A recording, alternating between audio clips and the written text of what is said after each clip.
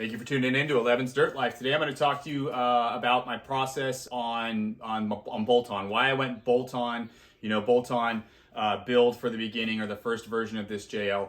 I'm going to do a quick little backstory on the suspension progression. I've had a couple suspension setups and where I'm going with it, just so you kind of have a little context of the process there, and then kind of a little diver into the whole bolt-on and why I wanted to do bolt-on in my garage, garage built type thing to start it off. So first off, this started as a 2020 Sport Altitude, basically a Sport S with some other fancier interior type exterior look package stuff.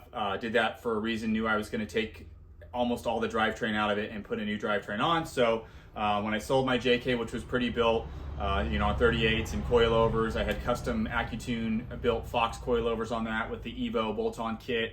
Every bell and whistle on that Jeep for the most part. So wanted this one to be somewhat close to that in terms of feel and off-road ability.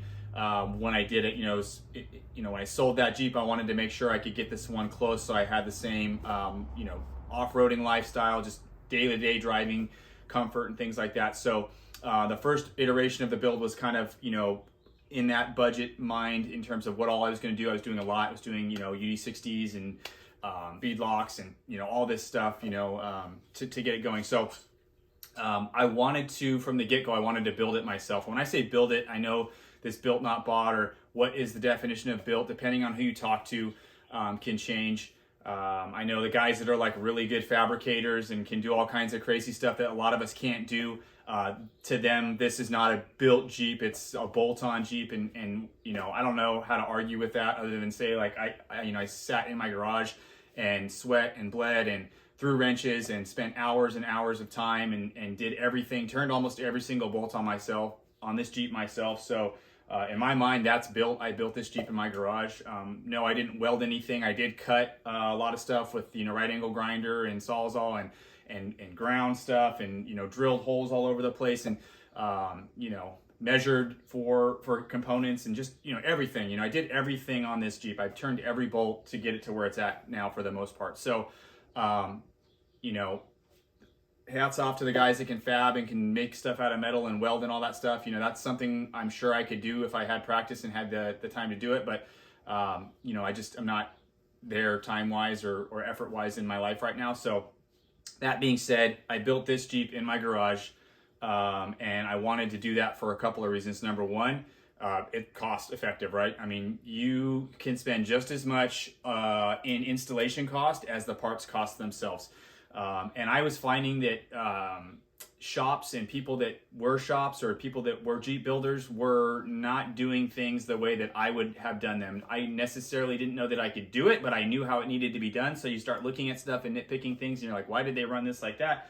The brake line's in the wrong spot, or this looks sloppy, or the joint's not lined up. And so kind of out of me being the way that I am with everything that I do, I wanted to do everything myself to know that at least I was the one, if it was wrong, I was the reason why it was wrong, not someone that I paid. Number one. Number two, I know I'm pretty meticulous with things, and so I would approach it from that aspect.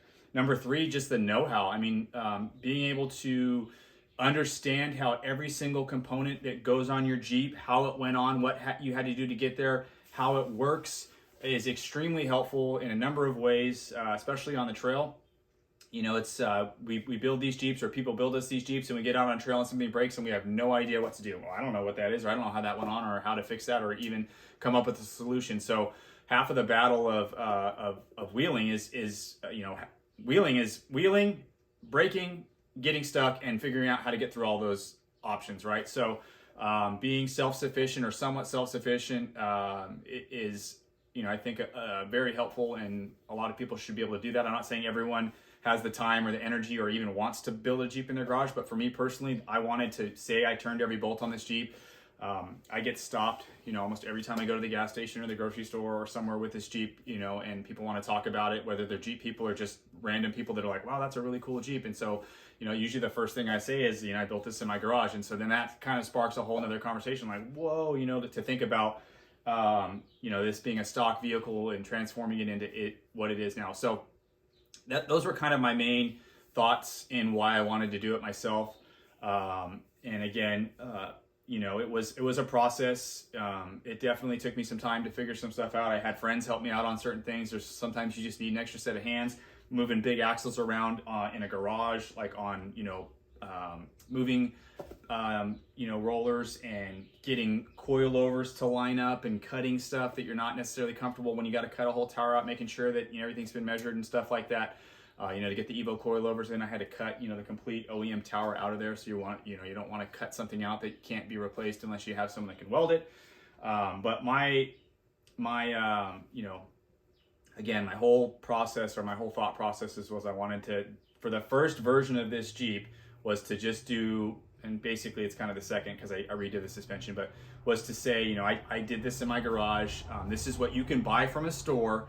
If you want to, if you have the desire, a little bit of know-how, effort, and the tools and a setup, you can do something like this yourself. And so I wanted to kind of showcase that to people. When I started in the Jeep world, I had no tools. I bought a Jeep because I wanted to do off-roading type stuff, mostly camping. And what I thought was off-roading was, mild off-roading compared to what I want to do now and what we do now. And so out of progression and being comfortable, and having owned myself personally 3 Wranglers now. My wife's got a JT, my stepson has a JK. I've got a huge group of friends just 20 minutes from here that there's at least 10 of us that have Jeeps that I get to touch and work on and look at and talk about parts and go wheeling with. So, and that's not even including everyone else I know across the country in the industry and things like that. So I get a lot of, Jeep knowledge from other sources. So I felt comfortable doing something tackling this myself. A lot of the companies now are pretty good with instructions coming with the stuff. That being said, nothing bolts straight on. I don't care what part it is. There's a few parts that went on exactly how planned. Everything else requires a little bit more effort than typically involved in instructions. So that's kind of part of the process as well, is figuring out how to solve problems or make something work that should be easy that's not. We always joke around, this installation says it's going to take an hour or so. That's like a 2-hour job for most people, especially for just a YouTube or self-taught wrencher. I never had any experience working on vehicles. I just picked up wrenches and started buying tools and started doing stuff myself. Also, side note, having the right tool for the job is like a major, major game changer. Trying to do stuff with inadequate tools or make tools work in spots where they're not can definitely make things a lot longer. There's just certain stuff that can save you loads of time if you have the right tool for it. So building up that tool arsenal over time, and getting the tools and the right stuff that I needed to get the job done. So, what I did with this one, first off, again, was because of just where I wanted to stick within my budget. I did the Evo, the full Evo, mid-arm, Enforcer Pro, I believe it's called. Had all 8 control arms, front and rear track bar. The plush ride coils, I did the 3.5 plush ride coils. I wanted the Jeep to sit low. And then I did the Fox 2.5 remote reservoir shocks with the DSC adjusters. So it's a piggyback in the rear, remote reservoir in the front. So it's got the dual speed compression adjusters. Really, really nice shock, really high end. If you want to do like a standard shock and coil setup, I highly recommend that shock. It's super tunable. So that was great. Did a couple trips in that and really liked it. But coming off of a vehicle or a JK that had coilovers on it, my JK had coilovers. They were Fox DSC coilovers that were built by AccuTune for my Jeep specifically. Hands down, 100% best coilovers I've had. I've run 3 sets of coilovers. Those were by far the nicest set I had. They were built specifically for that Jeep, right? So having come off that setup into a standard shock and coil setup, it was great. It worked well. But I just knew what coilovers had, what the capability was, the tunability, the adjustability. It's a lot of work to get them set up right, but knowing that capability was there if I wanted it, I kind of just was going back and forth, and I ended up doing the Evo, the bolt-on coilover kit for the JL, which is, in my mind, the best bolt-on kit you can do for a JL or JT. It is a really nice kit, works really well.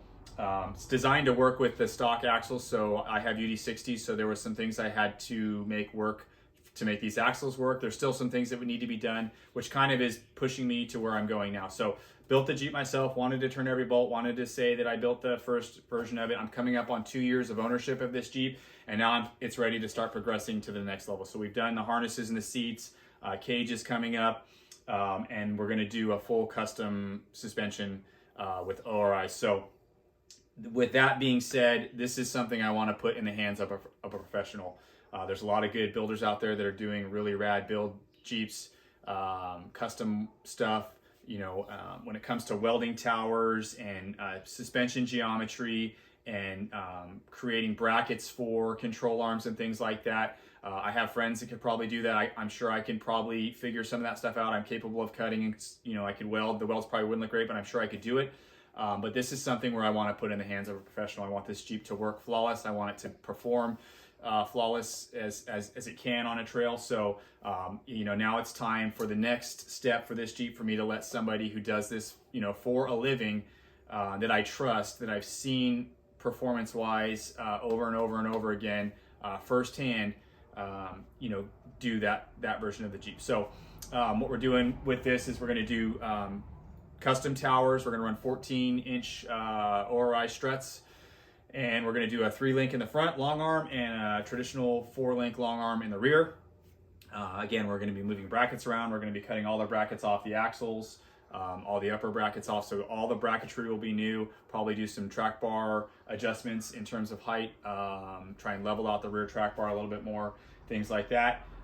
Going to run Johnny joints on it, and then again, have a tower that's in there, that's been designed, that's been in a CAD file, that's been welded by a professional welder that has figured out the perfect suspension geometry, that's going to get this thing up on a lift, on a forklift, on the rocks, and check every single angle for every single thing, and make sure we don't have any binding, make sure everything is working right, clearing. If it isn't clearing, we do have binding, we can make adjustments. So that's where we're going with it. And we'll do some other progression stuff. I'm still going to get as much on this Jeep as I can myself, but the reason I chose to go bolt-on to begin with was, number one, just to say I did it, to say, hey, I took a stock vehicle and turned it into something that was fully capable of conquering. We did Rubicon, we've been to Sand Hollow, we've been to Moab, we've been to trails in Southern California, trails up here. We've done a ton of trails on this thing, and it's worked really well. There's some room for improvement, and that's what we're doing. We're going to take it to the next level. It's not for everybody. I think a bolt-on kit for most people is going to be more than most people need. You're going to get a lot out of it. A coilover setup is going to be something that's going to be more than what most people need as well. You can get a great setup out of a standard shock and coil, but I'm kind of just getting off on a suspension tangent, but it's really important. It's one of the most important things you can do with your Jeep is have your suspension set up properly. And most of us just buy a kit, put it on, and we think that's it. That's what you get. There's a lot more that goes into it than people really realize. And so that's what we want to get with this, is taking that to the next level. So handing that over to somebody else who I trust, Justin over at Crash Fab, will be doing it all. I've seen his work. I know he's a good suspension builder. I know he understands what we're trying to do with it. He's not building it for what he wants it. He's building it for what we want to do with it.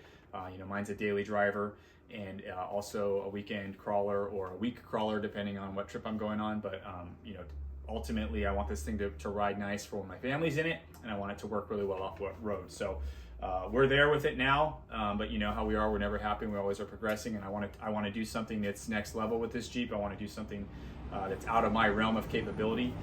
So for anybody that wants to tackle a build in their garage, I would say go for it. Again, just make sure you have good tools, make sure you have a good understanding of how things work. Budgeting time. This took me a little bit longer than I expected because I ran into a couple of hiccups. Things were back ordered, or I couldn't get parts, stuff like that. I had to do some custom brake lines and things like that.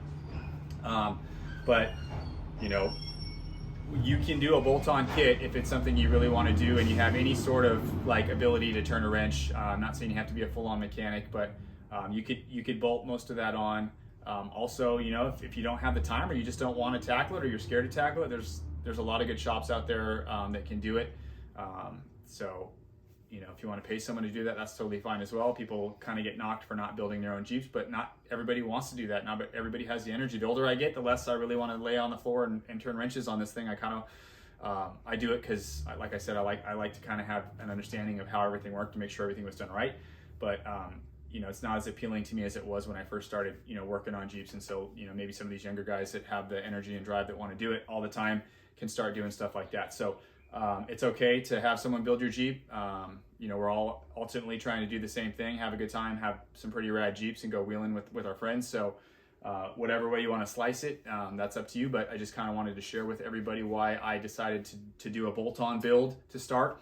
And now we're taking it to another level and doing some custom fabrication and having some one-off type stuff going on. So thank you for tuning in. I will definitely be doing some updates as far as the new suspension goes. So follow along for those videos. We'll get into some ORI versus coilover, which I know is a hot topic for everybody. I like both of them. I think they're both great. I think some people are getting a little bent out of shape about the two for a good reason, but we'll maybe do like a little roundtable discussion, or maybe I'll just do my own video of kind of the pros and cons and just my thoughts on both. So stay tuned for that. And as always, thank you.